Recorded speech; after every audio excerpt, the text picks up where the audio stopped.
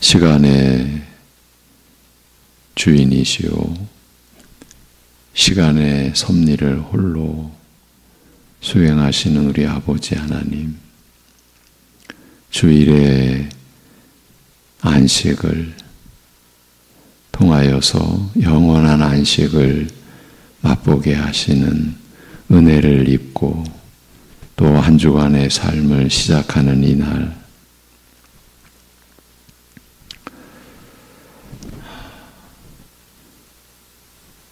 우리가 주님의 은혜로 오직 살아야 함을 고백하고 그러기에 주님 앞에 우리 자신을 내어드리고 맡겨드리고 주님의 인도함을 받고자 하는 마음과 믿음으로 하나님 앞에 또 나오게 하심을 감사합니다. 우리의 어두움을 밝혀 주옵시고 무지함을 일깨워 주옵시고 우리가 받은 은혜의 그 보배로움과 소중함을 다시금 마음에 지닐 수 있도록 하여 주옵시고 그리하여 주님의 보살핌을 늘 구하고 의지하며 살도록 하여 주옵소서. 예수님의 이름으로 기도합니다. 아멘. 고린도전서 2장 1절에서 3절입니다. 고린도전서 2장 1절에서 3절.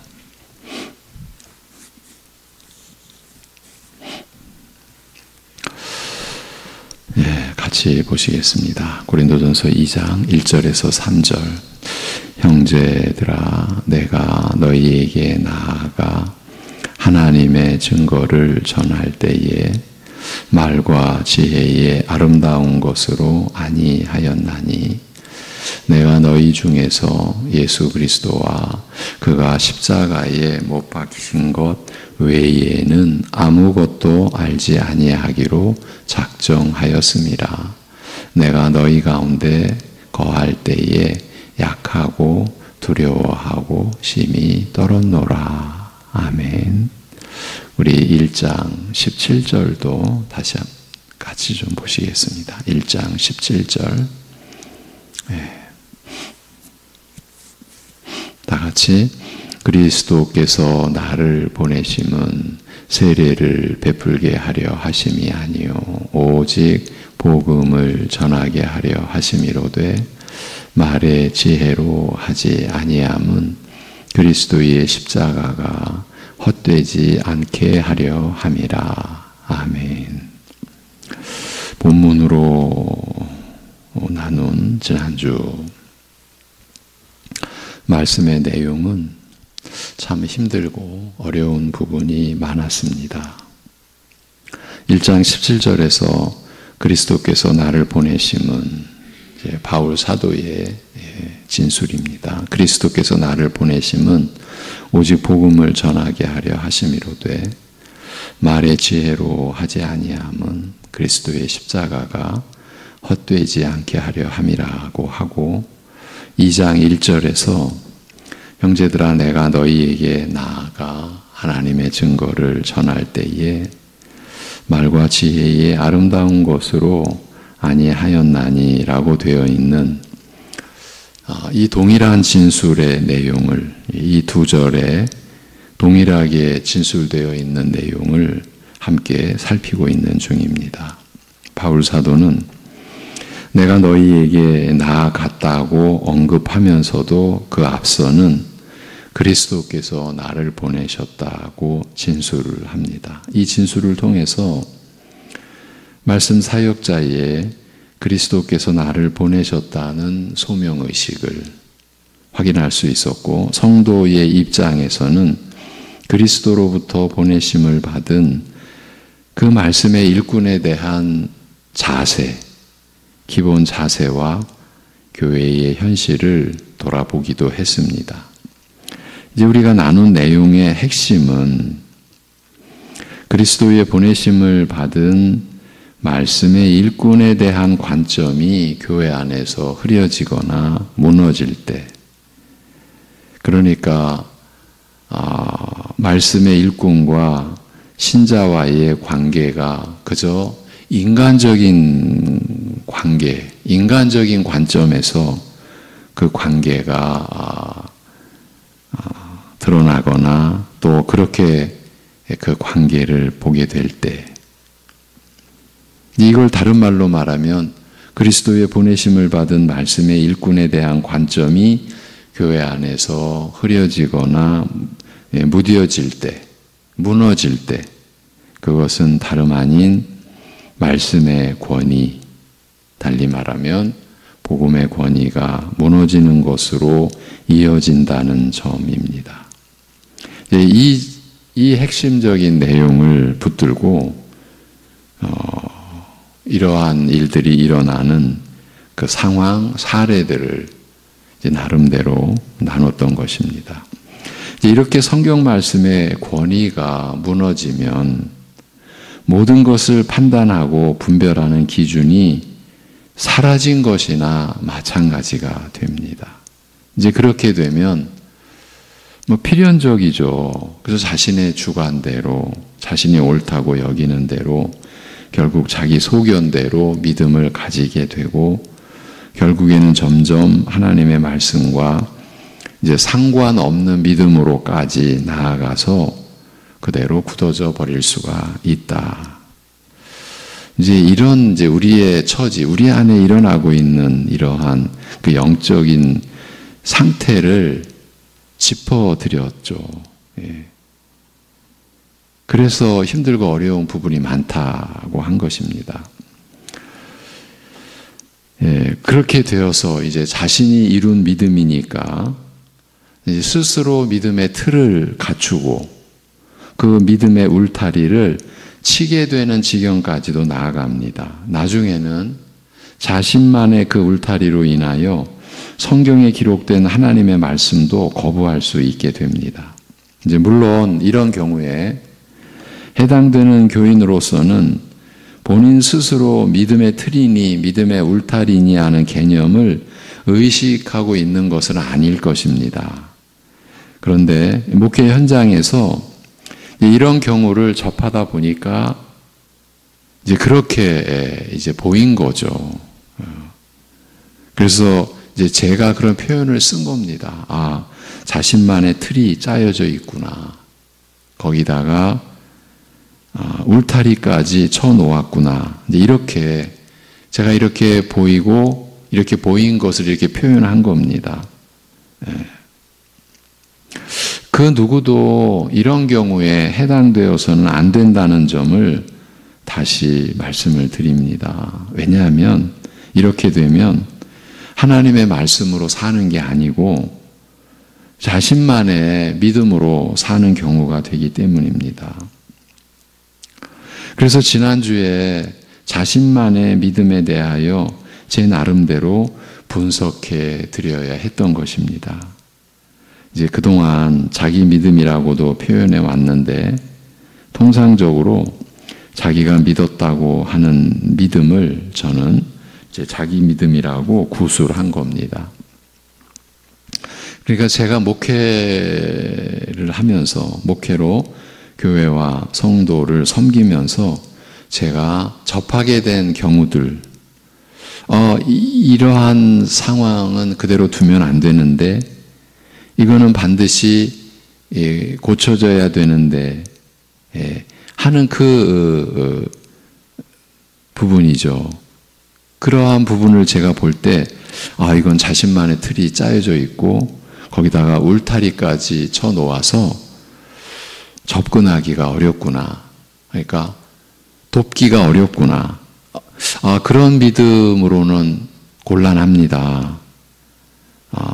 그것은 주님이 주신 믿음이라고 볼 수 없습니다. 이제 제가 이렇게 보게 되고 판단하게 되는 이제 그 가장 기본적인 원초적인 그 상황은 이제 말씀을 못 받기 때문에 그렇습니다.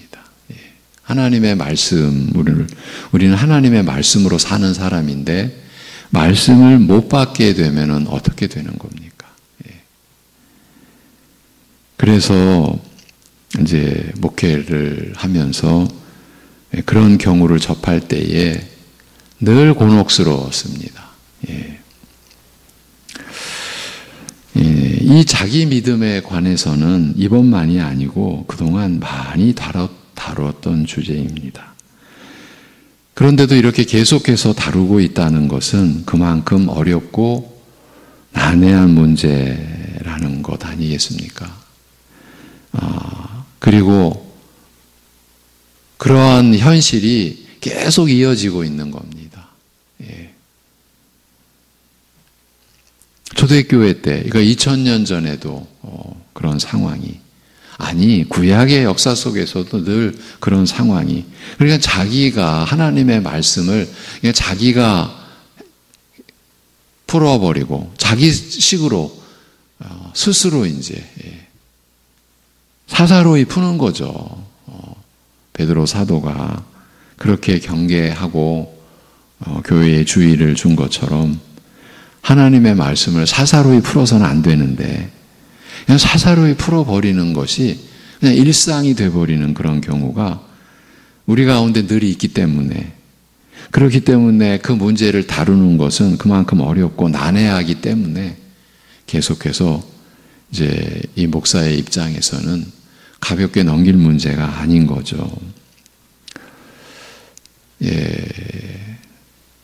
오늘도 조금은 더 보려고 합니다.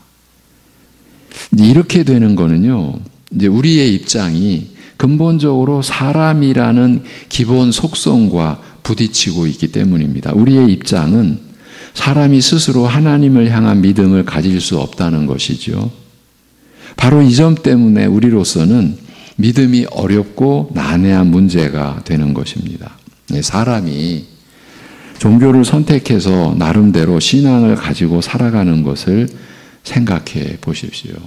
좀 일반적인 사람들이 종교를 가지고 내가 종교를 가져야 되겠다.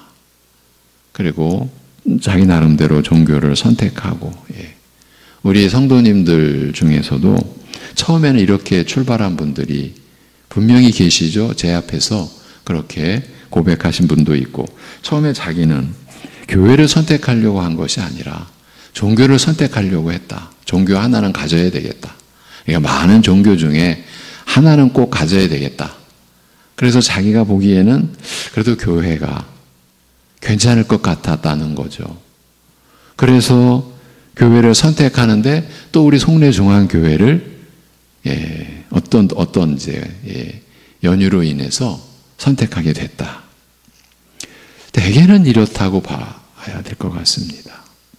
이런 경우 그 사람 본인이 그 종교의 교리를 받아들이고 또 신을 믿게 됩니다. 이때에 그 믿음은 자신이 갖게 되는 것입니다. 아무런 문제가 없는 거죠. 자신이 그 종교의 신과 교리를 믿는 것입니다. 이런 설명에 어느 누가 문제를 제기할 수 있겠습니까? 이것이 종교와 믿음에 관한 보편 타당한 논리요 일반 상식적인 관점입니다. 믿음의 주체는 본인, 그 자기 자신이라는 거죠. 그리고 그 믿음에 따른 책무를 감당하는 것도 본인의 몫이고, 또한 그 믿음에 따른 보상, 신의 보상을 받는 것도 본인의 몫입니다. 이것이 신앙에 관한 사람과 세상의 통상적인 견해요 관점입니다. 거의 이론의 여지가 없는 일반 상식과 같은 것입니다. 그런데 문제는 바로 이런 일반적인 사고의 구조와 인식의 토대가 교회 안에서도 그대로 작용하고 있고 또한 그대로 적용되고 있다는 점입니다. 그래서 일반 세상이나 다른 종교에서와 같이 그대로 믿음의 주체는 본인, 곧 자기 자신인 경우가 교회 안에서도 버젓이 자리 잡고 있습니다. 이것은 그 누구도 부정하거나 부인할 수 없는 우리의 현실입니다. 그래서 이제 여러분 중에서는 이제 저한테 오셔서 제가 믿음을 제가 가진 줄 알았는데 이렇게 말씀으로 돌아보고 신앙을 배우다 보니까 그것이 하나님의 은혜고 우리 주님이 나에게 주신 믿음이라는 것을 이제서 알게 되었습니다. 그런데 그렇게 말씀하시는 분들만 해도 상당히 오랜 기간이 지난 거예요. 신앙생활을 하신 지가. 이런 일이 우리 안에 일어나고 있는 거죠. 본인이 믿음의 주인 행세를 하는 것이, 내가 믿었으니까 당연히 내가 주인 행세를 하는 거죠. 이게 결코 이상하지 않고 오히려 더 자연스럽기까지 하고, 그래서 자신의 믿음에 자신이 책임도 지고, 그러니까 나름대로 열심을 갖는 거죠. 내가 택했고 내가 주인이니까 내가 책임져야지. 책임도 지고 아울러 권리도 행사할 수 있다는 점에서 스스로 높은 점수를 주기도 합니다. 무엇보다도 사람의 입장에서는 본인이 자신의 믿음의 주체가 된다는 바로 이 점 때문에 자신이 스스로 믿었다는 입장에서 조금도 물러날 수가 없다. 물러날 수가 없게 되어 있다. 이렇게 볼 수 있습니다. 이렇게 보는 것이 소위 자기 믿음을 지닌 교인들을 그나마 이해하는 측면이 될 수 있지 않을까 싶기도 합니다. 그러니까 자기 믿음, 자기 스스로 가진 믿음, 자신만의 믿음은 언제나 교회 안에 있을 것이라는 말입니다. 사람의 본성상 없어질 리가 없고, 거기다가 사탄의 괴계가 얼마나 기승을 부리겠습니까?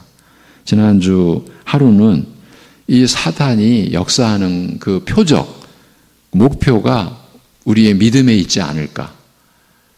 가정을 해도 제가 만약에 사탄이라 하면 저라도 그렇게 하겠다. 거짓 믿음을 살포하면, 교회 안에 거짓 믿음을 뿌려놓으면 그것처럼 마귀의 목적을 달성하는 수단에 있어서 그것처럼 좋은 수단이 있을까? 이런 내용도 우리가 나눴었죠. 그러니까 그렇게 믿음이 사실은 어려운 겁니다. 일단 제가 이 자기만의 믿음의 주제를 물고 늘어지듯이 쉽게 놓지 않는 이유에 대해서 밝혀야 할 것 같습니다. 물론 다 말씀드리는 중에 나왔던 내용인데 무엇보다도 그 본인 당사자들을 위해서입니다. 교회로서는 또 목회자로서는 그대로 둘 수가 없지 않습니까? 아니, 보이는데, 느껴지는데, 그렇게 판단이 되어지는데, 그냥 덮고 가자. 그럴 수가 없는 거예요. 말씀에 근거한 믿음으로, 곧 예수님이 시작해 하신 믿음으로 돌아오는 것만이 유일한 살 길이기 때문입니다. 그래서 지난주에는 더 속으로 들어가서 왜 자기만의 믿음이 구원 얻는 믿음이 될 수 없는지에 관한, 이게 어려운 부분이죠. 이런 부분까지 좀 들추어서 그러니까 덮여진 부분을 들춰내서 나눠야 했던 것이에요. 그러기 위해서 자기 믿음에 대해서는 한치의 양보도 또는 어떤 타협도 있어서는 안 된다고 보기 때문에, 그래서 그러한 믿음의 경우에 들어있는 우리 교인, 우리 신자분들을 도와줘야 되기 때문에 이렇게 지금 말씀을 나누는 겁니다. 또 하나의 이유는 이 자기 믿음도 교회 안에 누룩이 될 수 있기 때문입니다. 본래의 믿음을 변질시키는 이런 위험성을 배제할 수 없기 때문입니다. 실제로 우리 안을 들여다보면 부정적으로 영향을 끼치고 있습니다. 그게 이제 목사의 입장에서는 더더욱 이것을 간과할 수가 없는 거예요. 그러니까 본인의 믿음의 변질은 여러분, 우리가 살아가면서 그대로 겪는 것 아닙니까? 좋은 것을 닮아가는 것은 웬만해서는 힘듭니다. 그런데 그 반대 나쁜 것을 닮아가는 것은 아주 흔히 하는 이야기로 우리 어린 자녀들이 좋은 말 배우는 것보다 나쁜 말, 욕을 배우는 거는 순식간이잖아요. 그냥 순식간에 욕을 배워요. 이러한 그 이치죠. 그러니까 본래의 믿음을 변질시킬 수 있는 이런 위험성이 너무나 다분한 거예요. 그러니까 그 본인만의 지금 어두움이 아니라 이 어두움은 생각보다 큰 영향력을 행사를 해요. 그래서 전염시키는 거예요. 본인은 인정하지 않겠지만요. 자기 믿음의 중심은 이미 자기 자신이에요. 그러니 사실은 믿음 자체가 성립이 안 되는 상태입니다. 믿음은 믿음의 대상이 있어야 하고 그것도 인격적 대상이어야 합니다. 인격적 대상. 그리고 그 믿음의 대상이 그 관계의 중심이 되는 것이에요. 그렇게 되게 되어 있어요.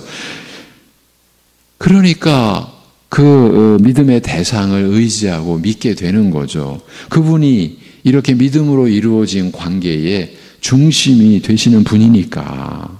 그런데도 자신이 중심이 되어 있다는 것은 아직 믿음의 대상과의 관계가 이루어지지 않은 것을 나타낼 뿐이에요. 그래서 방금 믿음 자체가 성립이 안 된 상태라고 한 것이에요. 믿음의 대상이 이제 극단적으로 말하면 믿음의 대상이 없는데 믿음 자체가 무슨 의미가 있습니까? 믿음으로 인한 관계가 무슨 의미가 있어요? 그 관계가 지금 성립이 안 됐는데, 설정이 안 됐는데, 그래도 있다고 한다면, 그래도 나에게 믿음이 있다고 한다면 그거는 자신을 믿는 것뿐 아니겠습니까? 우리의 믿음에 있어서 우리 자신이 중심에 서거나 주인 노릇할 수 없는 이면을 확인시켜 드리기 위해서 오늘은 에베소서 2장 1절에서 10절 말씀을 찾아보도록 하겠습니다. 그 부분을 우리가 한번 읽고 결코 우리의 믿음이 우리 중심이 될 수는 없다 하는 점을 또 한번 짚고 가겠습니다. 에베소서 2장 같이 보시죠. 고린도전서에서 뒤로 가셔서 로마서 3장과 함께 이 에베소서 2장은 우리의 구원의 은혜가 기술되어진, 설명되어진 대표적인 구절이죠. 에베소서 2장 1절에서 10절입니다.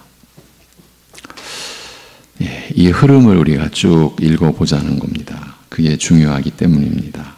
이제 우리가 오늘 에베소서를 보는 것은 우리의 믿음에 있어서 우리 자신이 중심에 서거나 주인 노릇할 수가 없어요.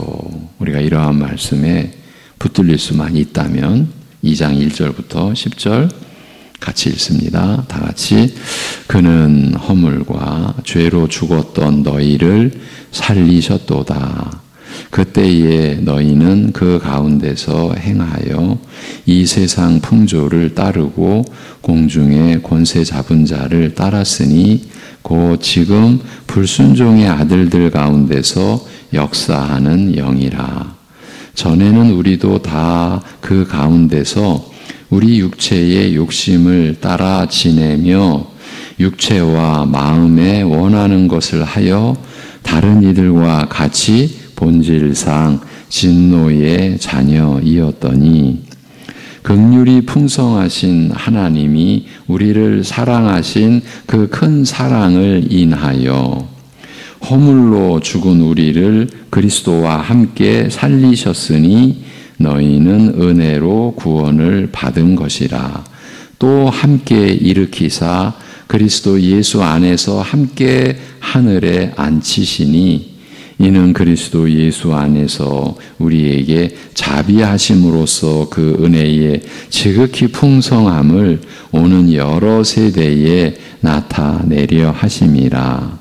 너희는 그 은혜에 의하여 믿음으로 말미암아 구원을 받았으니 이것은 너희에게서 난 것이 아니요 하나님의 선물이라. 행위에서 난 것이 아니니 이는 누구든지 자랑하지 못하게 하려 함이라.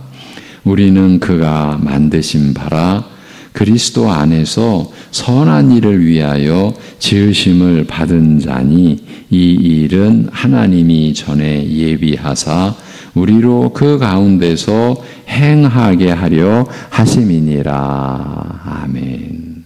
네, 1절에 그는 허물과 죄로 죽었던 너희를 살리셨도다 라고 하신 말씀을 설명하고 있는 구절이 이어지는 2절부터 10절까지라 이렇게 볼 수 있습니다. 하나님께서 이 그는이라고 하는 것은 1장으로 이렇게 이어서 보면 교회는 그의 몸이니 이 만물 안에서 만물을 충만하게 하시는 이의 충만함이니라. 이러한 내용으로 볼 때는 우리 주 예수 그리스도 이렇게 볼 수도 있고요. 전체적으로는 하나님께서 허물과 죄로 죽었던 너희를 살리셨도다. 우리가 이렇게 이해할 수도 있고요. 이 한 구절을 죄와 허물로 죽었던 너희를 살리셨도다.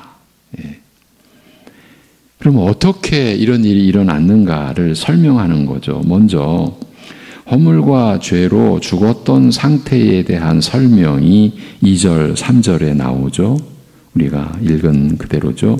그런데 앞권은 4절, 5절입니다. 긍휼이 풍성하신 하나님이 우리를 사랑하신 그 큰 사랑을 인하여 허물로 죽은 우리를 그리스도와 함께 살리셨으니 너희는 은혜로 구원을 받은 것이라고 하지 않습니까? 왜 앞권이라 했느냐 하면 3절과 4절 사이에, 그러니까 2절, 3절은 허물과 죄로 죽었던 상태의 일반 사람들, 우리도 그리스도 밖에 있을 때에 그 상태에 대한 설명이 3절까지 아닙니까? 그런데 4절에서 긍휼이 풍성하신 하나님이 이렇게 이제 기술이 됩니다. 그러니까 이 3절과 4절 사이에 이 간격 때문에 그렇습니다. 3절까지를 보면 4절에서 하나님의 그 큰 사랑이 나타나실 그 어떤 여지도 없습니다. 우리 사람의 입장에서 보면 그렇다는 말입니다. 여기서 왜 긍휼이 풍성하신 우리를 사랑하신 하나님의 그 큰 사랑이 나타나는 것일까요? 이 질문에 대하여 우리 사람의 입장에서는 아무 할 말이 없습니다.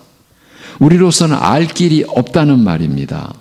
상식적으로는 진노의 자녀일 뿐입니다. 공중권세 잡은 자를 따라서 육체와 마음에 원하는 것을 썩을 육체를 위하여 그냥 자기 욕심 따라 그냥 살고 있는 것 뿐이에요.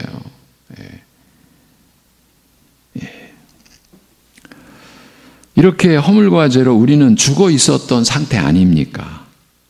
그러니까 하나님을 향해서는 뭘 할 수도 없고 뭘 알 수도 없고 그러니 우리로서는 하나님을 찾을 수도 없고 하나님께 뭘 구할 수도 없었던 처지였습니다. 이런 상황에서 하나님께서는 그 큰 사랑으로 허물로 죽은 우리를 그리스도와 함께 살리셨습니다.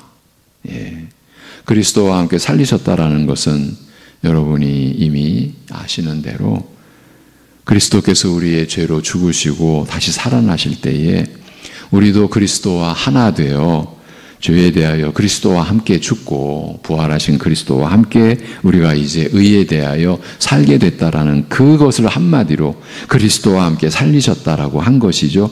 그래서 사도가 너희는 은혜로 구원을 받은 것이라고 덧붙인 건 아니겠습니까? 여기서 우리가 확인해야 할 것은 이렇게 은혜로 구원을 받는 과정에서 우리가 할 수 있는 일이 아무것도 없었다는 점입니다. 그래서 사도 바울은 8절 9절에서 너희는 그 은혜에 의하여 믿음으로 말미암아 구원을 받았으니 이것은 너희에게서 난 것이 아니요 하나님의 선물이라 행위에서 난 것이 아니니 이는 누구든지 자랑하지 못하게 하려 함이라고 한 것입니다.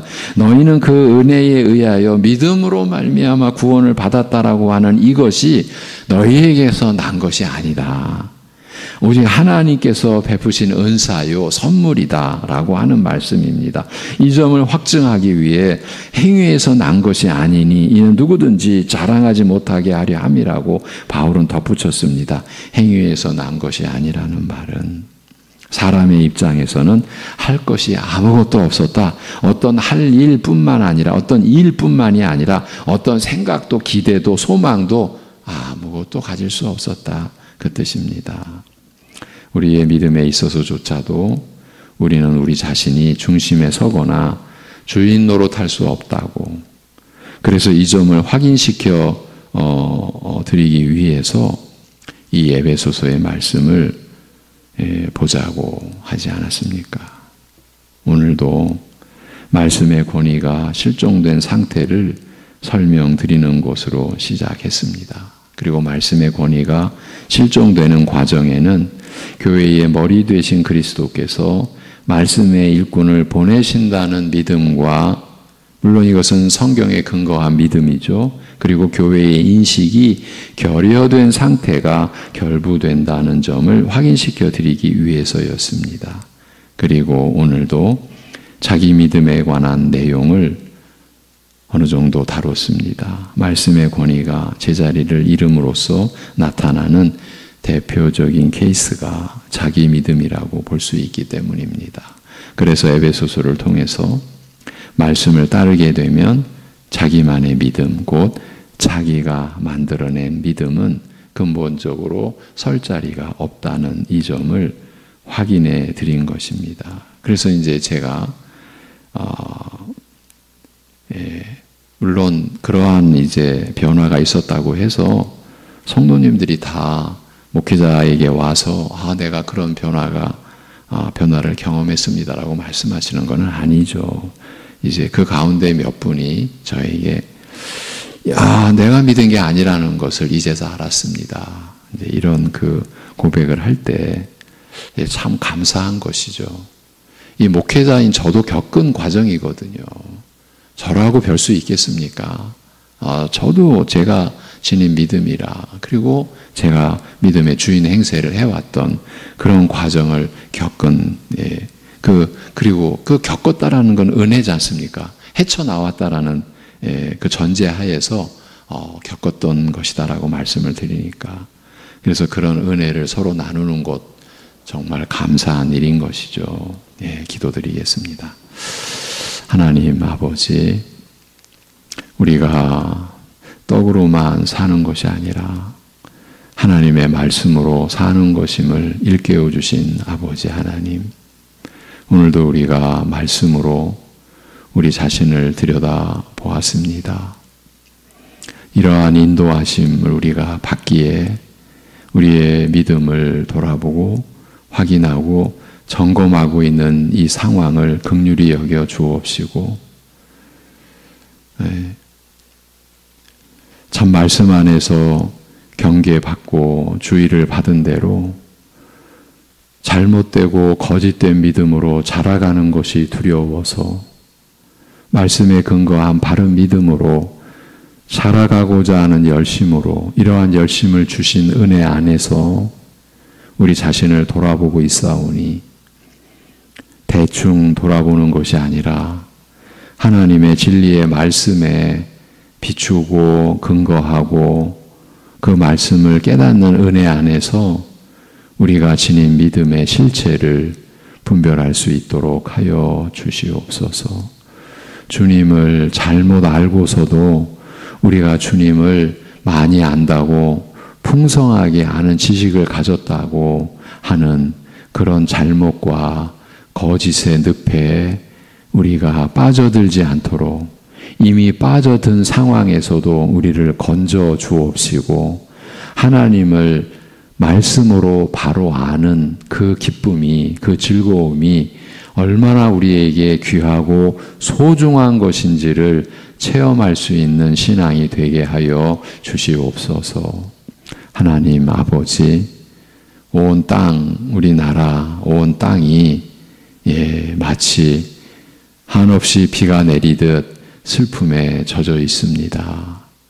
많은 가족을 잃은 가정들, 부모와 자녀를 잃은, 남편을 잃은 그런 그 슬픔과 고통에 잠겨 있는 이 땅을 참으로 긍휼히 여겨 주옵시고, 그 슬픔에 갇힌 그 지역과 도시와 그 가정들을 살펴주시고 참으로 사람으로서는 위로가 안 되는 그 고통 안에서 그 아픔 안에서